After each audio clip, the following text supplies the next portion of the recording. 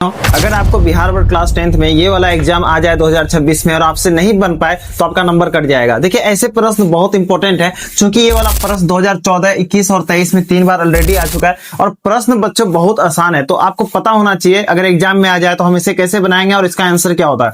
बच्चों देखिए प्रश्न है कि मछली, मच्छर, केचुआ और मनुष्य के मुख्य श्वसन अंगों के नाम लिखें। बच्चों श्वसन मतलब क्या होता है ना कि जहां से हम सांस लेते हैं उस जगह का नाम बताना है। जहां से सांसों का क्या होता है, मतलब ऐसे मान के चलो हम लोग सांस कहां से लेते हैं बच्चों, हम लोग सांस लेते हैं कहां से, फेफड़ा से, है ना। तो बहुत बच्चे को ऐसा लगता है कि नहीं नाक नहीं होगा बच्चों, असल में फेफड़ा, नाक तो एक रास्ता है। तो उसी तरह से बच्चों ये जितने जीवों के नाम लिखे हुए हमें क्या करना है, उसका श्वसन अंग बताना है। बोर्ड के बहुत इंटरेस्टिंग और बहुत महत्वपूर्ण प्रश्न है बच्चों कि मछली का क्या होगा, मच्छर का क्या होगा, केचुआ का क्या होगा, मनुष्य का क्या होगा। तो बच्चों सबसे पहले जब हम लोग बोर्ड में आंसर लिखेंगे, चूंकि टाइम बहुत कम है तो हमें पता होना चाहिए कि सही तरीका कैसे लिखें। तो सबसे पहले बच्चों ये जानवर, ये जीवों के नाम का श्वसन पूछा है बच्चों, श्वसन अंग। तो हम लिखेंगे निम्नलिखित जीवों के मुख्य श्वसन अंग के नाम निम्नलिखित हैं। बच्चों ऐसे लिखने से क्या होता है ना, निम्नलिखित मतलब जो नीचे लिखे हुए हैं ना उसी को निम्नलिखित कहते हैं। ऐसे लिखने से क्या होता है ना, एक स्टैंडर्ड तरीका लगता है किसी भी आंसर को अच्छे से बताने का। इससे जो एग्जामिनर होते हैं वो खुश हो जाते हैं, जो कॉपी चेक करते हैं वो खुश हो जाते हैं। तो ऐसे एक हेडलाइन दे देंगे बच्चों। अब लिखेंगे किसका, मछली का। तो आपके पास काला और ब्लू पेन रहेगा बच्चों, तो काला पेन से आपको यहाँ पे लिख देना है ना, रेड पेन से आपको नहीं लिखना है। तो यहाँ काला पेन से आप लिख दोगे मछली, फिर ब्लू पेन से आप वो लिख देना, ताकि एक अच्छा और मास्टर को थोड़ा जल्दी समझ में आएगा। एग्जामिनर को अगर अच्छे से समझ में आ गया ना वो आपको अच्छा नंबर दे देगा, ठीक है। तो बच्चों देखिए आपका तरीका अच्छा होना चाहिए लिखने का। तो मछली है बच्चों यहाँ पे, तो मछली का क्या होगा बच्चों, गिल्स। देखिए गिल्स क्या है ना, वो गलफरा है मछली का। कभी यहाँ कंखुड़िया पास अगर आप देखोगे, मान लो ये मछली है ना, तो ये इस जगह पे ऐसे निकालते हैं और यहाँ पर रेड रेड दिखाई देता है ना, तो असल में वही क्या होता है ना, गिल्स होता है बच्चों। गिल्स का मतलब हिंदी में हम उसे गलफरा बोलते हैं। वो क्या करता है, पानी में जो ऑक्सीजन घुला रहता है उस ऑक्सीजन से क्या कर, मतलब वो पानी से ऑक्सीजन को निकालकर उसके रक्त में मिला देता है। तो ये बहुत इंपॉर्टेंट है बच्चों, इसीलिए मछली का श्वसन अंग क्या होगा बच्चों, गिल्स।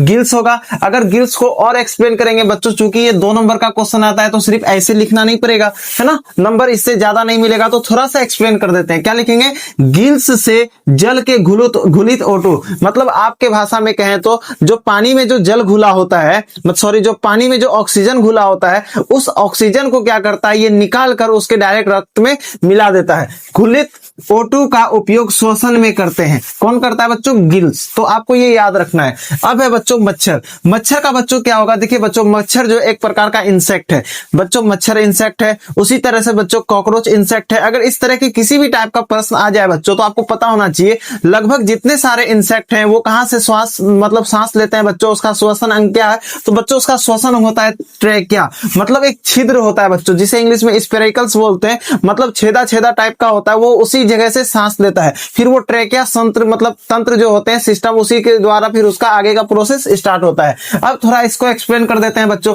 ये क्या करता है, ये वायुमंडलीय, मतलब आखिर जो हवा है कहाँ है, वायुमंडल में ही है ना, बाहर में ही है, हम लोगों के आसपास, हम लोगों के मुंह के अंदर तो नहीं है। ये वायुमंडल जो अर्थ के लेयर के जो बाहर होता है इसे ही हम क्या बोलते हैं, वायुमंडलीय। यह वायुमंडलीय O2, मतलब O2 मतलब क्या बच्चों, ऑक्सीजन। यह वायुमंडलीय O2 जो ऑक्सीजन है बच्चों ट्रेकिया के द्वारा ग्रहण करते हैं। ग्रहण मतलब लेते हैं, कहां से ये सांस लेते हैं, O2 मतलब ऑक्सीजन कहां से लेते हैं बच्चों, ट्रेकिया द्वारा लेते हैं। कहां से लेते हैं, ट्रेकिया। बच्चों आपको बता दें ये प्रश्न जितना सब्जेक्टिव में इंपॉर्टेंट है उतना ही ये ऑब्जेक्टिव में इंपॉर्टेंट है बच्चों। दोनों में ये प्रश्न बहुत ज्यादा आता है। तो हो सकता है कि मछली का पूछ ले तो गिल्स, हो सकता है मच्छर का पूछ ले तो ट्रेकिया, हो सकता है कॉकरोच का पूछ ले तो ट्रेकिया बच्चों। अब है बच्चों केचुआ। तो केचुआ का बच्चों क्या होगा, केचुआ का होगा बच्चों त्वचा। एक्चुअल में हम लोग इसे जोक टाइप कहते हैं कि नहीं, जो मिट्टी को फर्टाइल बनाता है। अलग अलग लोकेशन पे इसका अलग अलग नाम है। तो यही है बच्चों केचुआ। ये सांस कहां से लेता है बच्चों, कहां से आदान प्रदान करता है बच्चों, ये अपना स्किन से सांस आदान प्रदान करता है। चूंकि इसकी जो स्किन होती है वो नमीदार होती है ना,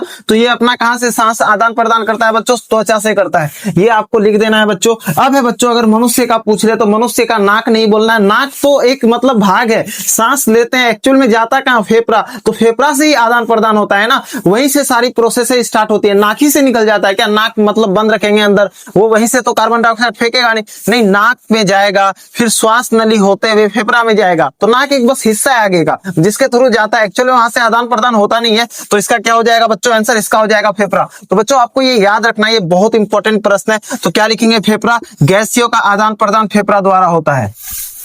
अब दूसरा प्रश्न है बच्चों, जो कि 2011 में आया था और बहुत इंपॉर्टेंट टॉपिक है। क्या आपको पता है कि अत्यधिक व्यायाम के दौरान खिलाड़ी के शरीर में क्रैम्प होने लगता है? क्यों? खिलाड़ी छोड़ो बच्चों, जब आप ही दौड़ से मतलब काफी तेजी से दौड़ना स्टार्ट करते हो बच्चों, तो आपके पैर में दर्द होने लगता है ना। लगता है क्या कि कुछ जमा टाइप का हो रहा है, आप नहीं दौड़ पाएंगे, पैर जाम हो गया, ऐसा लगता है कि नहीं? तो ऐसा क्यों होता है बच्चों? पैर हो या शरीर में हो, ऐसा क्यों होता है? इसके पीछे का कारण समझो बच्चों।